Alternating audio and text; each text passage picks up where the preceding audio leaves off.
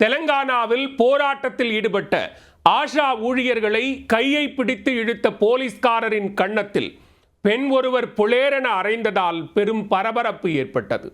தேர்தல் வாக்குறுதியை நிறைவேற்ற கோரிய போராட்டம் ரணகளமானதன் பின்னணி என்ன?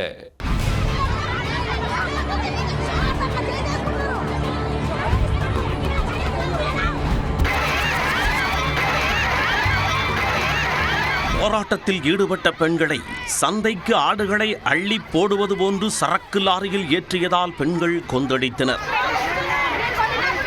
கையை பிடித்து இழுத்து வலுக்கட்டாயமாக கைது செய்ததால் ஆத்திரமடைந்த பெண் ஒருவர் போலீஸ்காரர் என்றும் பாராமல் அவரின் கன்னத்தில் அறைந்துள்ளார். அதை கண்ட சக காவலர்கள் அந்த பெண்ணை அடிக்க பாய்ந்ததால் அப்பகுதியே கடையபரமானது. நடந்தது என்ன?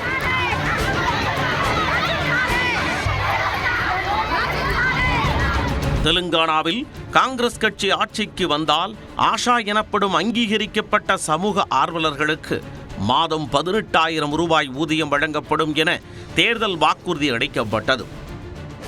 ஆனால் காங்கிரஸ் கட்சி ஆட்சிக்கு வந்து ஓராண்டை கடந்த நிலையிலும் தேர்தல் வாக்குறுதியை நிறைவேற்றவில்லை என ஆஷா ஊழியர்கள் குற்றம் சாட்டி வந்தனர்.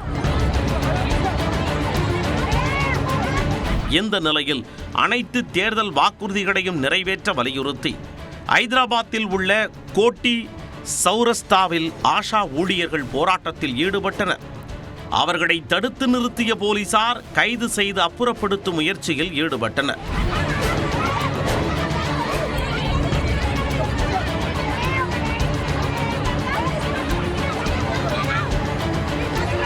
பெண்கள் போராடிய நிலையில் அங்கு பாதுகாப்பிற்கு அதிகளவில் ஆண் காவலர்களை குவிந்திருந்தனர். ஒரு கட்டத்தில் போராட்டத்தில் ஈடுபட்ட பெண்களை போலீசார் வலுக்கட்டாயமாக கைது செய்ய முயற்சி செய்தனர்.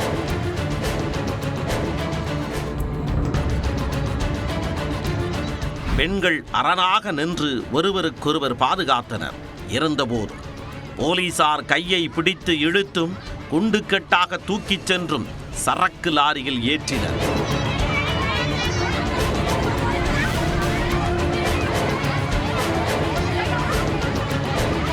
சந்தைக்கு ஆடுகளை அள்ளி போட்டு செல்வது போன்று போராட்டத்தில் ஈடுபட்ட பெண்களை லாரியில் அடைத்தனர்.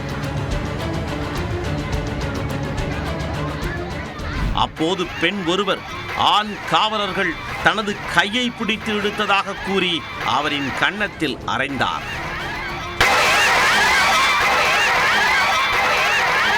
அதை சற்றும் எதிர்பாராத போலீஸ்காரர் அலட்டிக்கொள்ளாத நிலையில் சக காவலர்கள் அந்த பெண்ணை அடிக்க பாய்ந்தனர்.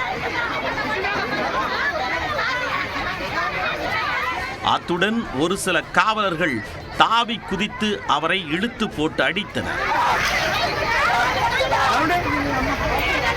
இது தொடர்பான வீடியோ வெளியாகி ஆஷா ஊழியர்கள் மத்தியில் கொந்தளிப்பை ஏற்படுத்தி உள்ளது.